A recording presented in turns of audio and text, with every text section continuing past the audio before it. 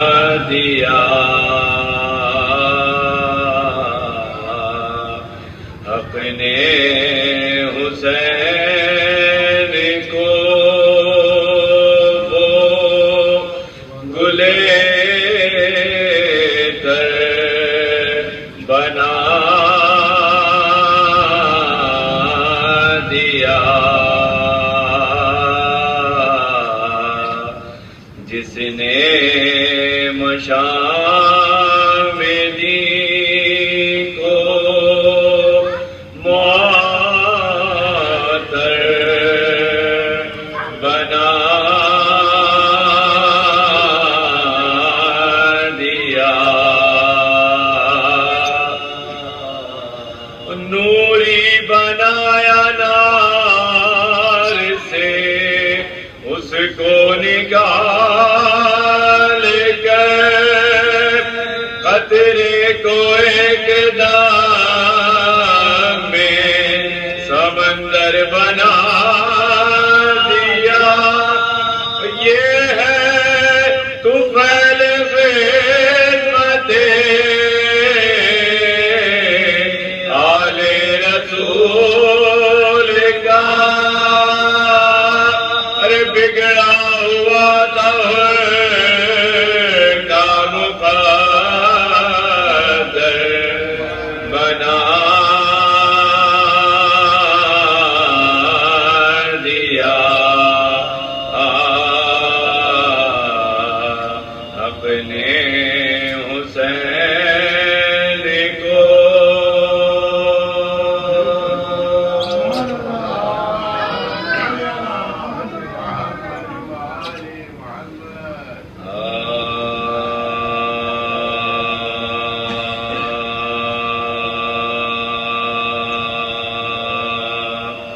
ایک روز کے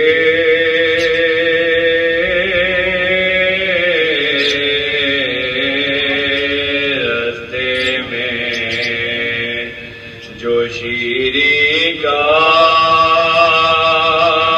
رہا گھر خواب اس نے یہ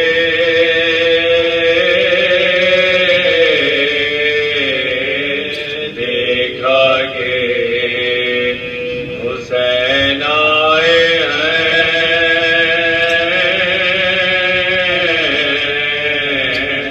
بے سر اور خون میں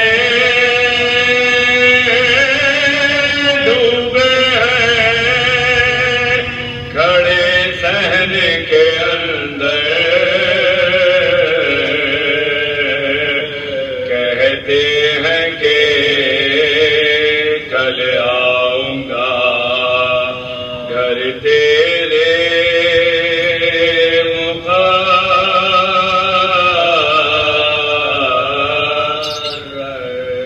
وعدہ تیرا لایا ہے مجھے کرب و بلا سے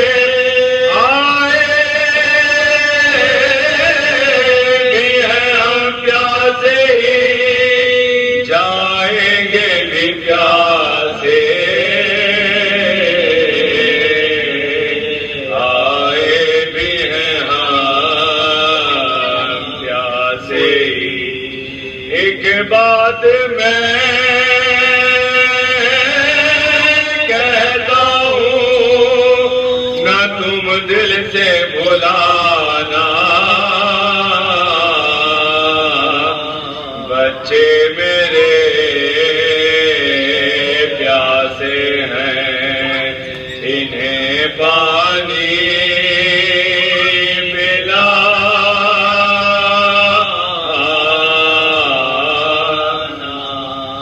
سجاد سے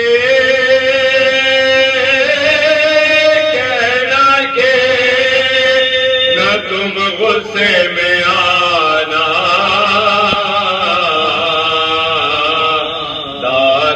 کی طرح صبر سے گردن کو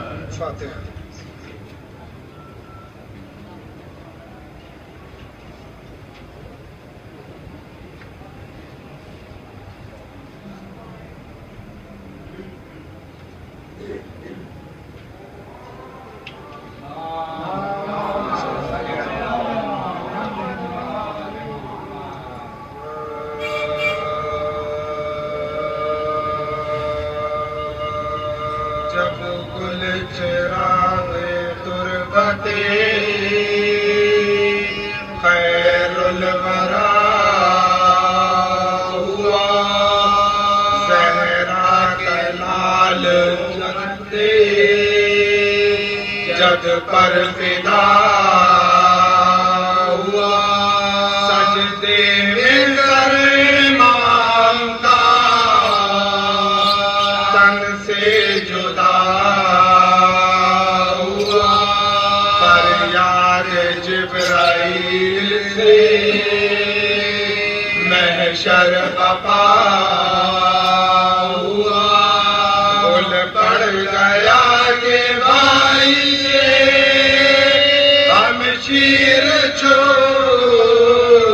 گئی صحرا کا گھر رسول کی سرکار لٹ گئی پھر تو نبی کی آل پہ کیا کیا جفا ہوئی بنتے علی اسیر ہوئی بیردا ہوئی مارے خستہ حال کی اچھی دوا ہوئی خیمے جلے تو قیامت بتا ہوئی پانوں کا شور تھانا میرا دم نکل گیا اے میرے بے زبان تیرا چولہا بھی جل گیا مہلت جو ظالموں کے ستم سے ملی ذرا بچوں کے ڈھونڈنے کو چلی بنت مرتضی جب دختر حسین کا پایا نہ کچھ پتا دریا کی سمت مڑ کے پکاری بسر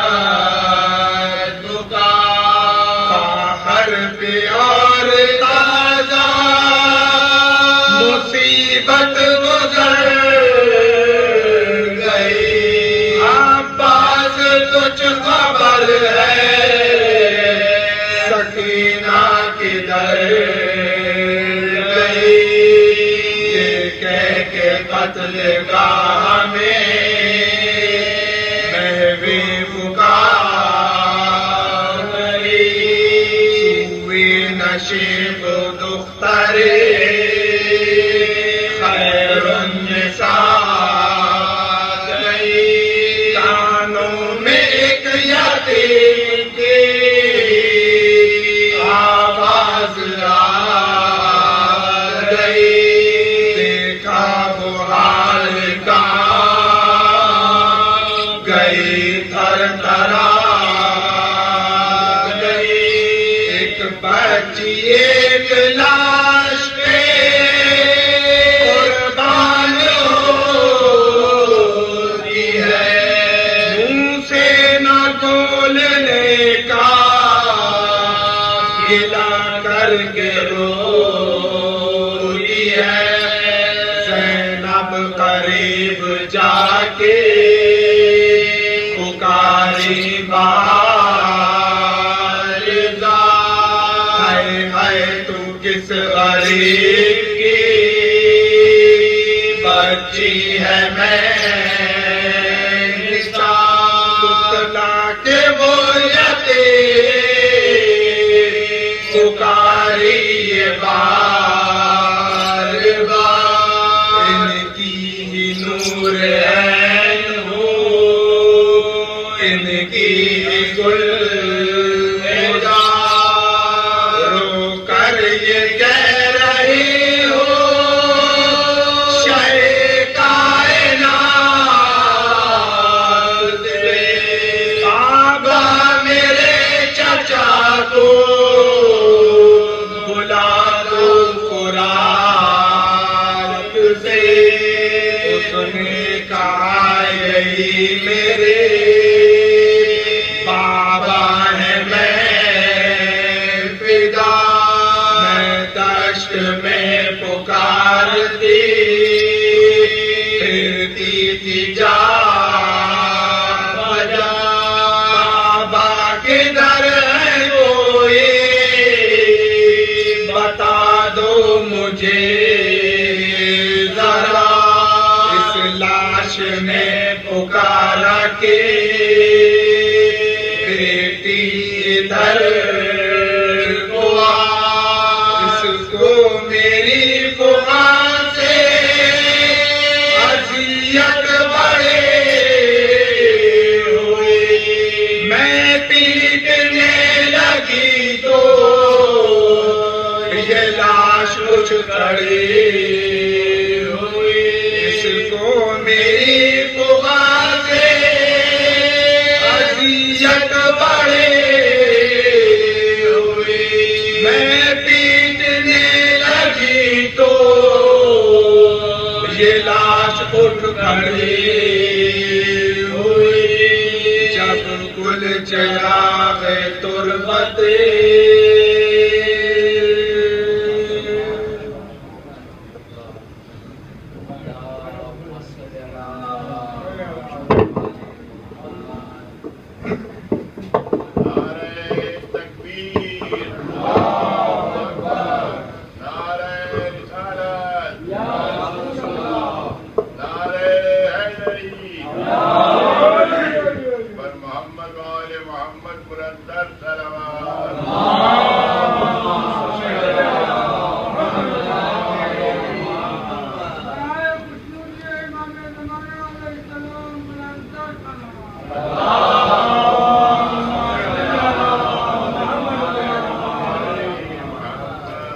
رحمن اللہ من کرم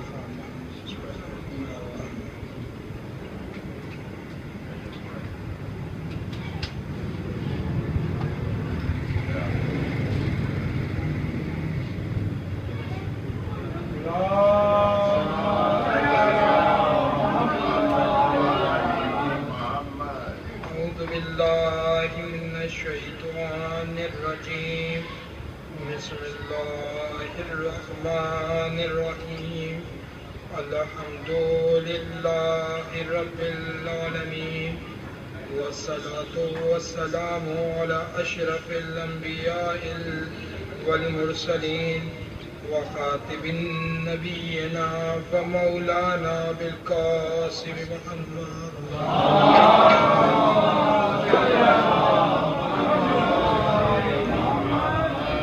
وأهل بيته الطيبين الطاهرين المعصومين المظلومين ولعنة الله أعدائهم أجمعين أما بعد فقد قال الله تبارك وتعالى في كتاب الكريم في الذكر الحكيم بسم الله الرحمن الرحيم ألم تر كيف فعل ربك بعاد صلوات والرحمن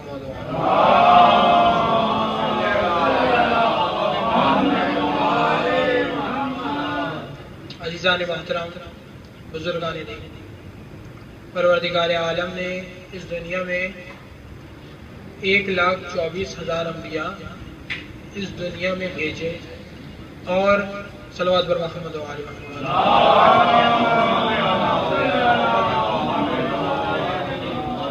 بے شمار صحیفے اپنے تمام چاہنے والوں پر تمام انبیاء پر نازل کیے 4 کتاب الہی، کلام الہی بھیجی، تمام کا خلاصہ یہ ہے کہ عبد کو معبود سے قریب کرائیں، روشناس کرائیں۔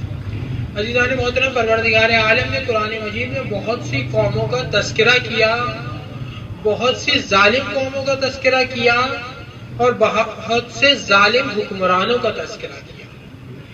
میں نے جس آیہ کریمہ کی تلاوت کا شرف حاصل کیا وہ سورہ فجر کی آیت ہے، جس میں مالک کائنات فرماتا ہے، جس میں مالک کائنات نے جناب ہود سے متعلق فرمایا ہے۔ جناب ہود کی قوم، جسے قوم عاد کہا جاتا ہے، سوچ کیجیے گا، جسے قوم عاد کہا جاتا ہے، جناب ہود کی قوم تھی، بہت بڑے ہوا کرتے تھے، بہت قداور تھے، بہت طاقتور تھے، بہت ظالم تھے، بہت جابر تھے۔ آج سے 25 سال پہلے 1975 سے لے کر اور 1990 تک جب سائنس نے ترقی کی تو یمن کے مقام پر ایک شہر ہے ارم نامی، اس میں انہوں نے یہ تمام چیزیں نکالی کہ آج سے جو 1400 سال پہلے قرآن مجید میں نبی مکرم نے بتا دیا تھا کہ قوم عاد سے کچھ لوگ تھے جو بہت وسیع تھے، بہت جن کے قد بلند تھے، جو بہت ظالم تھے، بہت جابر تھے۔ آج کے زمانے کے جو قداور لوگ ہوتے ہیں نا، اگر ان کو 4 لوگوں کو ملا لیا جائے تو جب قوم عاد کا ایک آدمی بنتا تھا۔ صلوات بر محمد و علیہ۔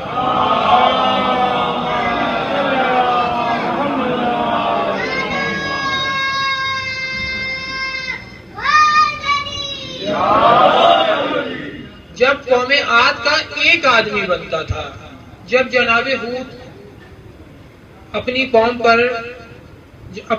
پر جب تبلیغ کرتے تھے تو پوری قوم عاد کہتی تھی کہ ہمیں تبلیغ کی ضرورت نہیں ہے، ہمیں تبلیغ کی ضرورت نہیں ہے، ہم جو ہے خود ہی تعلیم یافتہ ہے۔ جب جناب ہود پریشان ہو گئے اور وہ کہتے تھے ہم تمہارے خدا کے مد مقابل ہیں۔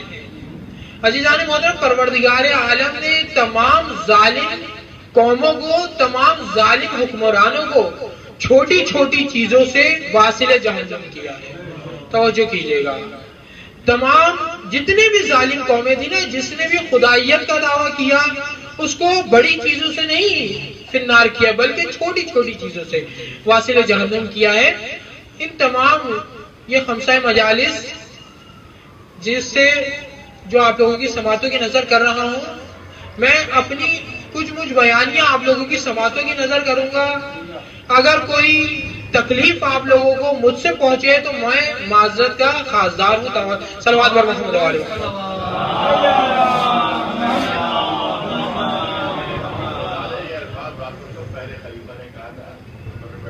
عزیزان محترم، صلوات بر محمد علیہ۔ میں تو در فقیر اہل بیت ہوں، تو عزیزان محترم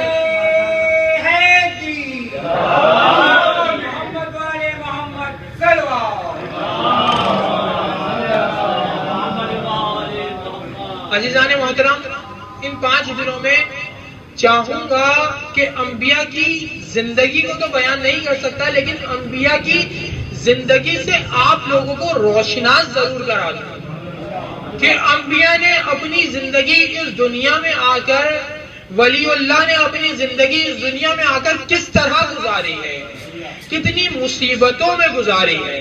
جب جناب ہود تبلیغ کرتے تھے، وہ کہتے تھے کہ ہم تمہاری باتوں میں نہیں آئیں گے، کوئی خدا نہیں ہے، اور خدائیت کا دعویٰ کرتے تھے، بہت طاقتور تھے، بہت ظالم تھے۔ پروردگار عالم نے، توجہ کیجئے گا، پروردگار عالم نے صرف ایک ہوا، سرد ہوا چلائی، توجہ کیجئے گا، ایک سرد ہوا چلائی۔ عزیزو، اگر یہ نعمت ہوا بند ہو جائے تو انسان گھٹ کے مر جائے، گھٹن سے مر جائے، اور جب یہ ہوا سرد ہوتی ہے تو انسان کو تسکین مہیا ہوتی ہے۔ پروردگار عالم نے اس ہوا کو اتنا سرد اور اتنا سخت کیا تھا کہ قوم عاد اکڑ کے مر گئی، قوم آج جناب ہود کی قوم اکڑ کے مر گئے. پروردگار قرآن میں کہتا ہے اتنے بڑے تھے, اتنے ظالم تھے, اتنے جابر تھے, ہمارے مد مقابل آئے تھے, ہماری ایک ہوا کا مقابلہ نہیں کر سکے, تو ہمارا کیا مقابلہ کرو گے؟ صلوات و محمد.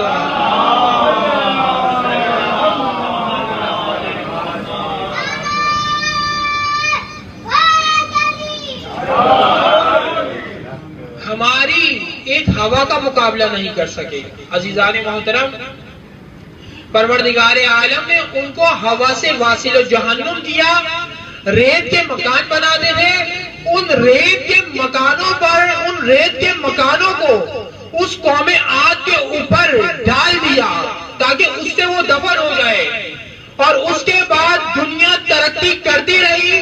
اس کے بعد دنیا کو پتا چلے کون کس ریت میں مر کے کہاں پھنسا ہوا ہے. تو اس وقت جب 25 سال پہلے سائنس نے ترقی کی تو دریافت کیا یمن میں ارم نامی شہر کو. یہ جو قوم عاد رہتی تھی یہ آکاف نامی شہر میں رہا کرتی تھی اس وقت میں. توجہ کیجیے گا, آج دو انبیاء کی سیرت پر تبصرہ کریں گے. جناب ہود نے بہت تبلیغ کی, جب نہیں مانے تو پروردگار عالم نے عذاب بھیجا. اسی طرح جناب نوح کی قوم تھی, جب پروردگار عالم نے اس کے بعد جناب صالح کو بھیجا. جناب صالح کی قوم پہاڑوں میں اپنے مکان بنایا کرتی تھی, پہاڑوں کو بہت اچھی طریقے سے تراشتی تھی, اس میں مکان بناتی تھی.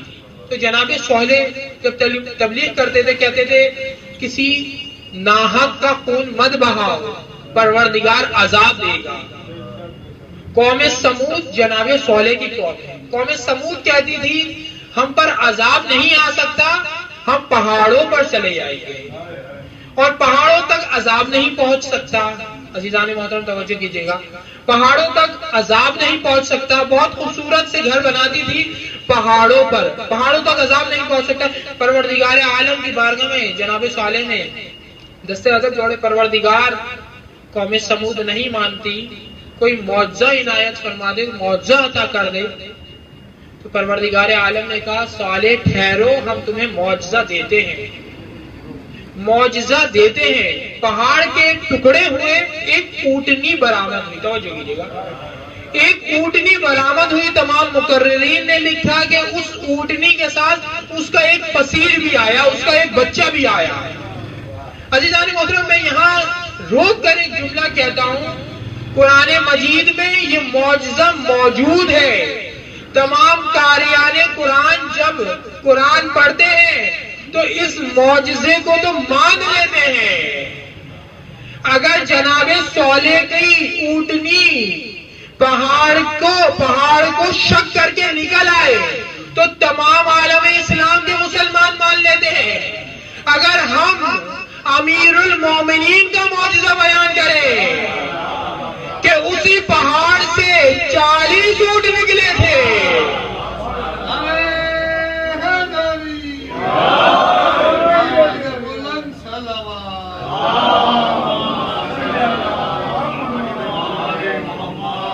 عزیزان محترم درود پڑھتے ہوئے قریب قریب تشریف لے آئے برعظمت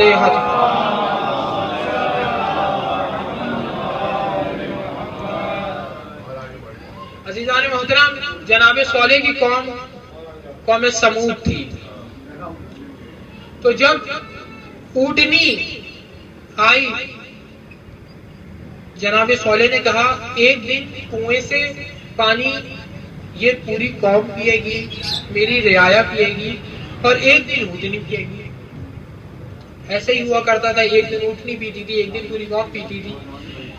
ایک شقی القلب قوم سمود کا ملعون تھا, اس نے قوم سمود کو ورغلایا اور اس کے بعد کہا یہ اونٹنی اتنا سارا پانی پیتی ہے, یہ جاتا کہاں ہے, اس کے کوہان کو کاٹا جائے اور دیکھا جائے یہ پانی جاتا کہاں ہے. اس شقی القلب ملعون کے بہکانے میں پوری قوم آئی اور اس اونٹنی کے کوہان کو کاٹا. جب اونٹنی کے کوہان کو کاٹا پروردگار عالم نے قرآن میں اس اونٹنی کو شاعر اللہ کہا ہے. توجہ کیجیے گا, اس اونٹنی کو شاعر اللہ کہا ہے پروردگار عالم نے. پروردگار عالم نے قرآن میں صفا و مروہ کو شاعر اللہ کہا ہے. صفا و مروہ دو پتھر کے پہاڑ ہیں, پروردگار نے ان کو شاعر اللہ کہا ہے. ایک حیوان اونٹنی کو پروردگار نے شاعر اللہ کہا ہے. عالم اسلام ایک حیوان اونٹنی کو شاعر اللہ تسلیم کر لیتا ہے. دو پتھر کے پہاڑوں کو شاعر اللہ تسلیم کر دیتا ہے. اگر ہم نبی مکرم کی احادیث سے عکس کر کے سید الشہداء کے حرم کو شاعر اللہ کہیں, عالم عباس کو شاعر اللہ کہیں, جھولائے اصغر کو شاعر اللہ کہیں, تو عالم اسلام اسے تسلیم نہیں کرتا. صلوات محمد و آل محمد.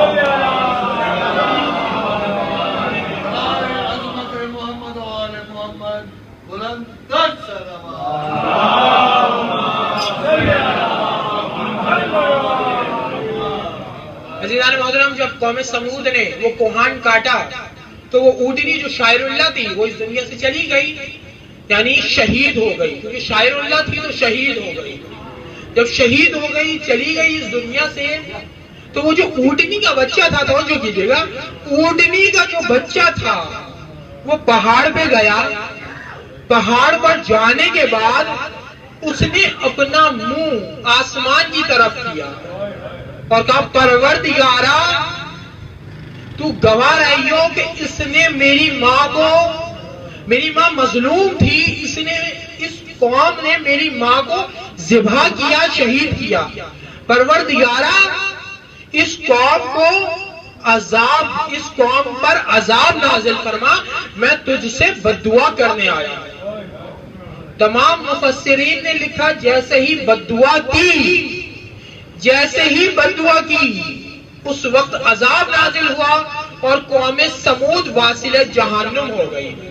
توجہ کیجیے گا, ایک جملہ یہاں رک کر کہوں گا, مصائبوں کا جملہ نہیں ہے.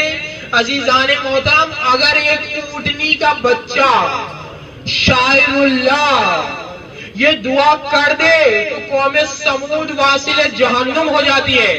اگر حسین کے سینے پر سونے والی سکینہ کربلا میں دعا کر دیتی تو پورے اشقیاء واصل جہنم ہو جاتے.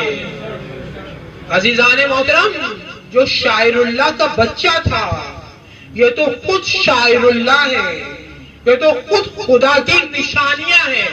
صلوات پر محمد و آل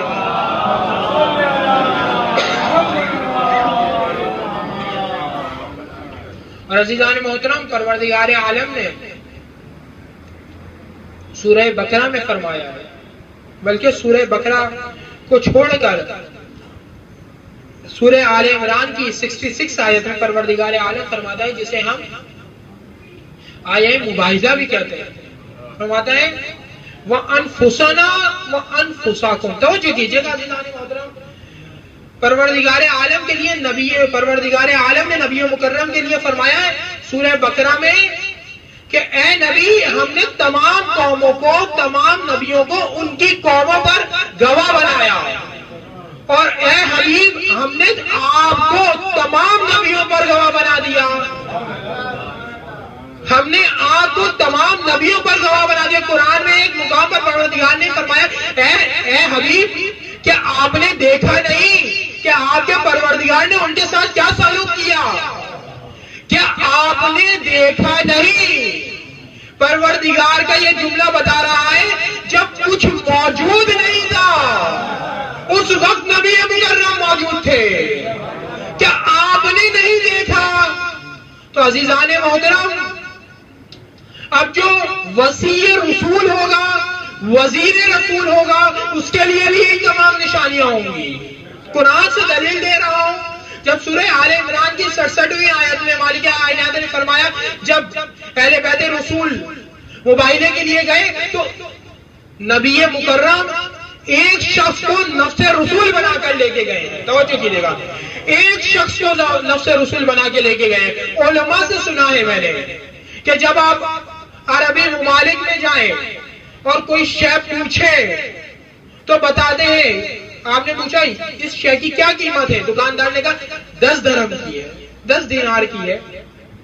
آپ نے فوراً پوچھا اس شے کی کیا قیمت ہے, اس نے کہا نفس و شے, جو اس شے کی قیمت ہے وہی اس شے کی قیمت ہے. توجہ کیجیے گا, اس نے یہ نہیں کہ 10 دینار قیمت اس کی ہے تو 10 دینار اس کی ہے, کہا نفس و شے, جو اس شے کی قیمت ہے وہی اس شے کی قیمت ہے.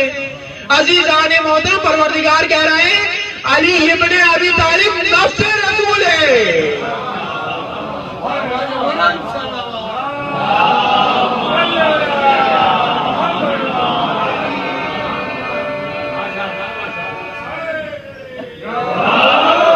تو جو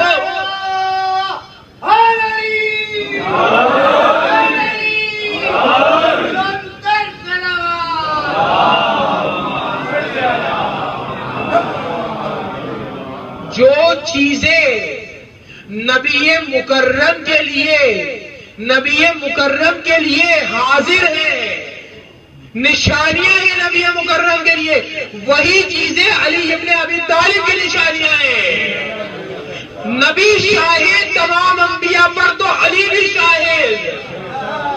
نبی کی عصمت ایک ہے تو علی کی عصمت بھی ایک ہے. نبی کی ولایت ایک ہے تو علی کی ولایت بھی ایک ہے. عزیزوں, پروردگار عالم نے ولایت کے 3 درجات رکھے ہیں. توجہ کیجیے گا, سب سے پہلی ولایت ہے ولایت کبریاء, دوسری ولایت ہے ولایت مصطفیٰ, تیسری ولایت ہے ولایت مرتضیٰ.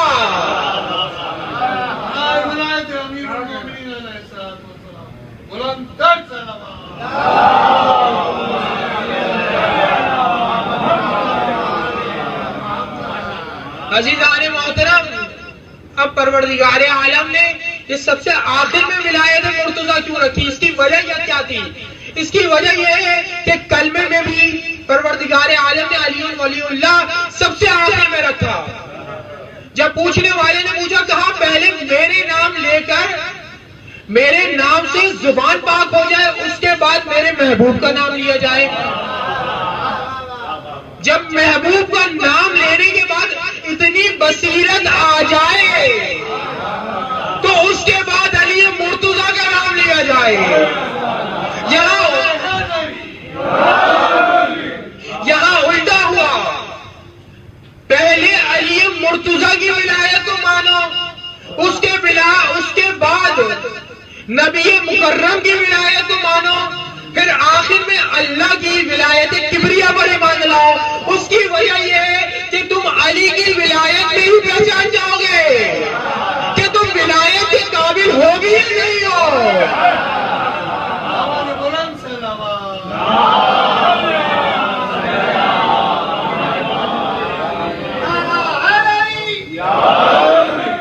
عزیزان محترم, یہ ولایت کی عصمتیں ہیں, یہ امیر المومنین کہ جن کے در سے عزیزوں بہت سی ملکہ عرب کی گزری ہیں, بہت سے بادشاہ گزرے ہیں, بہت سے غلام گزرے ہیں, ہزاروں کی تعداد میں غلام گزرے ہیں کہ پتہ بھی نہیں ہے کسی کا کون کہاں مر گیا, کس نے کتنی نبی کی عزت کی. لیکن عزیزوں, جناب فضہ بھی ملکہ عرب تھی, آج تک ان کا تاریخ میں کیوں موجود ہے؟ وجہ یہ ہے کہ انہوں نے ملوکیت ایک طرف رکھی, کنیزہ سیدہ اپنے آپ کو بنایا. جناب فضہ کو کوئی عرب کی ملکہ کہہ کے یاد نہیں کرتا, بلکہ سیدہ کی کنیزہ کے یاد کرتے ہیں, کیونکہ یہ گھر اہل بیت ایسا گھر ہے کہ اس سے جو بھی متمسک ہو جاتا ہے وہ تا قیامت بقا کی جانب گامزن ہو جاتا ہے. صلوات پر محمد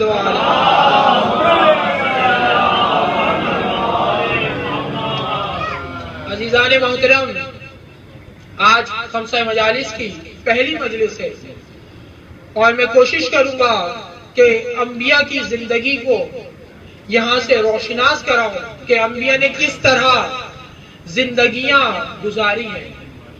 عزیزان محترم، جو اونٹنی کا بچہ اگر بددعا کرے تو خدا اس قوم کو غارت کر دے۔ جناب صالح کی اونٹنی تھی، تو جو فخر صالح ہو، جو فخر صالح ہو اور اس کی بیٹی، وہ بیٹی اتنی رحم دل تھی کہ اگر اس سے ملعون اس کے گوشوارے مانگتے تو وہ بچی گوشوارے اتار کر ایسے ہی دے دیتے، لیکن ظالموں نے گوشوارے مانگے نہیں ہیں، اتارے بھی نہیں ہیں، بلکہ اس طرح چھینے ہیں، اس طرح چھینے ہیں کہ اس 4 سالہ بچی کے یہ گوشت گوشواروں کے ساتھ آ گیا۔ عزاداران سید الشہداء، ویسے تو کربلا کی تمام بیویاں ام المصائب ہیں، لیکن 3 بیویاں ایسی ہیں جو واقعان ام المصائب ہیں، جن کی پوری نسلیں سید الشہداء پر قربان ہوئی۔ ایک جناب رقیہ، 4 بیٹے تھے، چاروں بیٹے سید الشہداء پر قربان ہو گئے۔ 2 بیٹے کوفہ میں جناب مسلم بن عقیل کے ساتھ قربان ہوئے، 2 بیٹے کربلا میں قربان ہوئے۔ ایک بی بی جناب رباب، ان کے بھی 2 ہی بیٹے تھے، 2 ہی اولادیں تھیں۔ ایک ننھا سا بچہ کربلا میں اپنے بابا پر قربان ہو گیا۔ رباب نے سوچا تھا سکینہ کو دیکھ کر جی لیا کروں گی، لیکن شام کا تاریخی زندان تھا، سکینہ تھی، وہ اندھیرا تھا، شبر ملعون کے تماچے تھے، سکینہ کی پیاس تھی،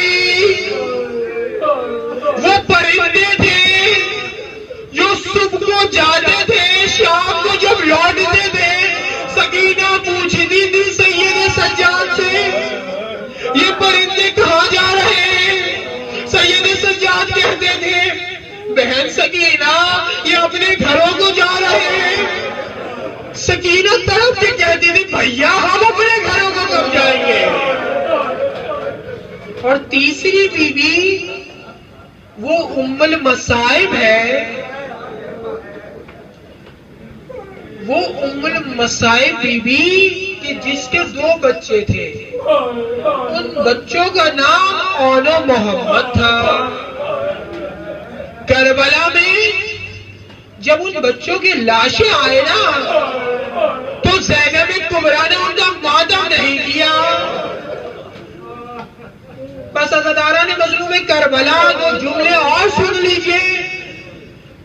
زینب کبریٰ نے ثانیہ زہرا نے اون و محمد کا ماتم نہیں کیا۔ 11 محرم کو یہ لٹا ہوا قافلہ جب جانے لگا، تمام بیوی نے اپنے وارث پر گریہ کیا، لیکن اون و محمد پر گریہ کرنے والا کوئی نہ تھا۔ عزاداران سید الشہداء، جب اس قافلے کو رہائی ملی، سر آنا شروع ہوئے، تمام بیویوں نے اپنے دامن میں سروں کو لیا۔ زینب کبریٰ نے اس وقت بھی اون و محمد پر ماتم نہیں کیا۔ عزاداروں یہ لٹا ہوا قافلہ واپس کربلا آیا۔ تمام بیویاں اپنے وارثوں کی قبروں پر آئی، اپنے وارثوں کی قبروں پر آئی، ماتم کیا، گریہ کیا۔ زینب نے اون و محمد کی قبروں کا رخ نہیں کیا۔ یہ لٹا ہوا قافلہ واپس آیا۔ جناب عبداللہ نے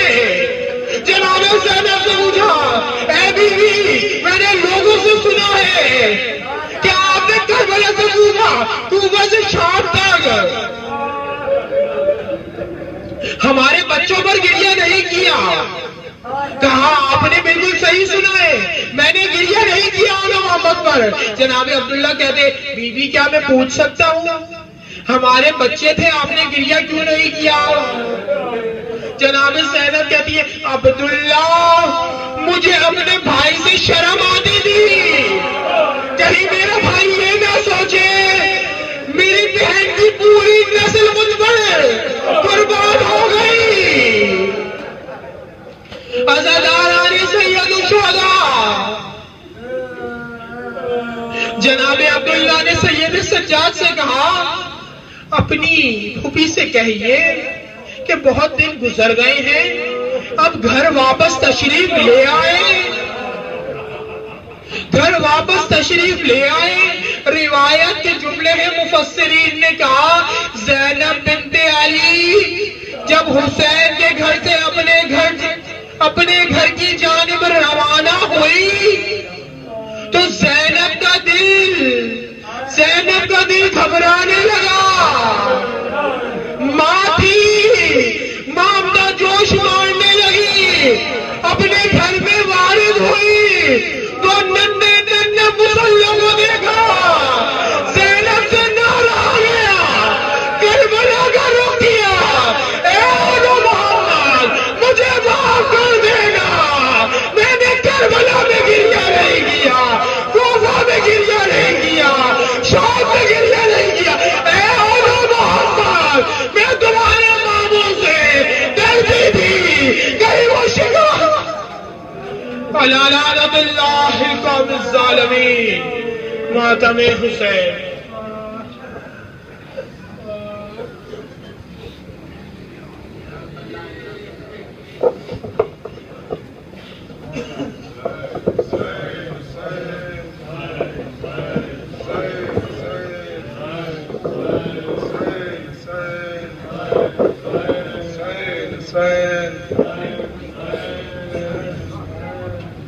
صاحب خانہ کی فرمائش پہ نغمہ پیش کروں. پردیس میں بہن کو چالے کس پہ چھوڑ کے, پردیس میں بہن کو چالے کس پہ چھوڑ کے, پردیس میں بہن کو چالے کس پہ چھوڑ کے, پردیس میں بہن کو چلے کس پہ چھوڑ کے. بھیا حسین جاتے ہو کیوں منہ کو موڑ کے, پردیس میں بہن کو چلے کس پہ چھوڑ کے. ناراض تمہیں سے بھی اور تمہارا تھا آسرا, سے تھی اور تمہارا تھا آسرا. تم جا رہے ہو رشتہ الفت کو توڑ کے, پردیس میں بہن کو چلے کس پہ چھوڑ کے. اب زندگی کروں گی بسر کس کی چھاؤں میں, اب زندگی کروں گی بسر کس کی چھاؤں میں. اماں تو مر گئی ہے تمہیں سر پہ چھوڑ کے, پردیس میں بہن کو چلے کس پہ چھوڑ کے. جو بات مجھ کو اکبر و عباس دے گئے, جو مجھ کو اکبر و عباس دے گئے, وہ